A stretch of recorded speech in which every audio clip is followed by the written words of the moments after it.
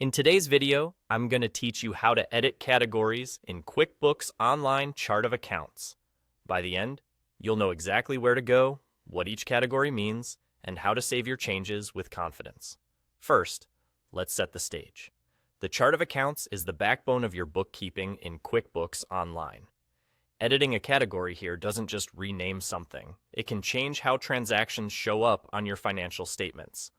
That's why it's worth taking a moment to understand what you're adjusting before you click Save.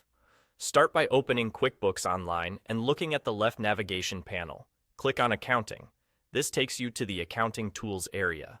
Now go to the Chart of Accounts tab. This is where all your accounts live: assets, liabilities, income, and expenses. Find the account you want to update.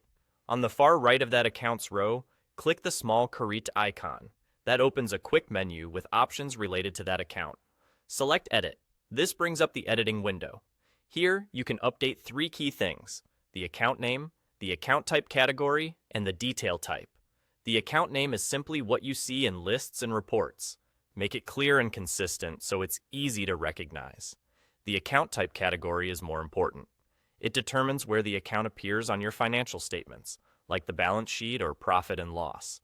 For example, expense accounts affect your profit and loss, while asset accounts appear on your balance sheet. Finally, the detail type is a more specific label within that category. It helps QuickBooks better classify the account for reporting and organization. Choose the detail type that most closely matches the purpose of the account.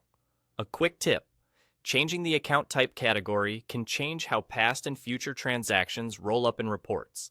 So take a moment to confirm you've selected the right one. If you're unsure, match it to similar accounts you already use, or think about where you expect to see those amounts in your reports. Once you've made your updates, click Save. QuickBooks will apply your changes, and your reports will reflect the new setup going forward. And that's it.